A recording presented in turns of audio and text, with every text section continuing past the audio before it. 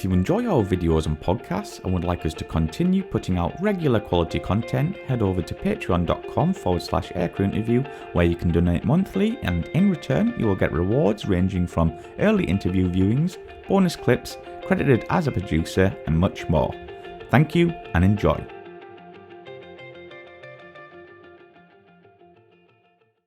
Here we can see Harrier GR3 XV808. So she's privately owned by Roy Millington and his son. They bought her from the MOD when they were selling her and some of her sisters off. So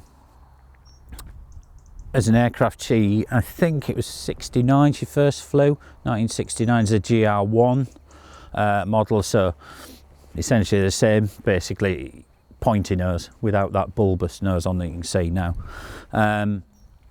Converted to this specification, so GR3, I think 71-ish.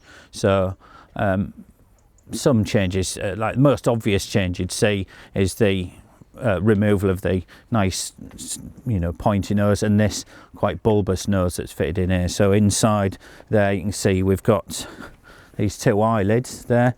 So inside there's a laser rangefinder and marked target seeker, so quite a very powerful laser pointer effectively for designating targets and things like that. Also there's a side window there where they put a high-speed 35mm camera in there for doing recce work, so you've got an oblique view in there. Her last flight was, I think, 92. And she was flown into RAF Halton.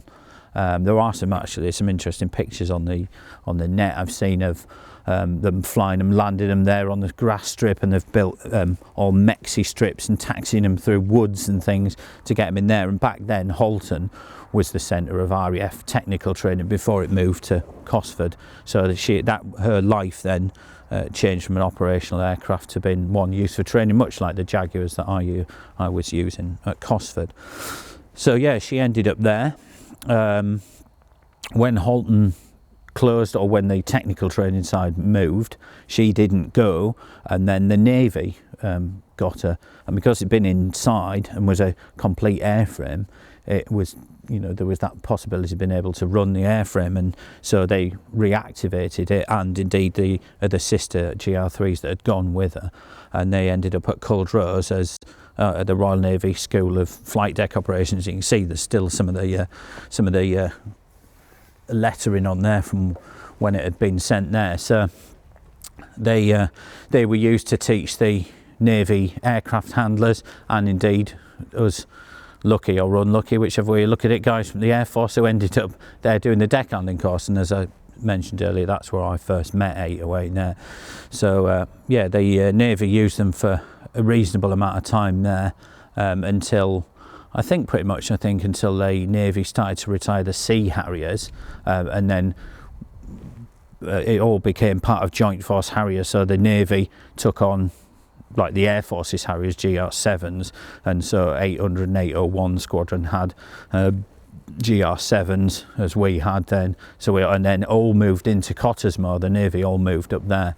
So that was pretty much, I think, when the GR3s were finished with, because they had the Sea Harriers. And so she ended up at HMS Sultan as a training airframe again for Navy aircraft techs and stuff like that. Tended to live outside a lot, which is never great for aircraft if they live outside, because you're always battling the weather, and certainly we've seen evidence of that when she came to us. So the Navy relinquished use of her, they were muting it 2012 time, came up for sale, and that's when at the end of 2012, beginning of 2013 is when I had the phone call from Roy and told him what he was going to get himself in for, and if he was game for it, and it was, and then so he purchased her and brought her here.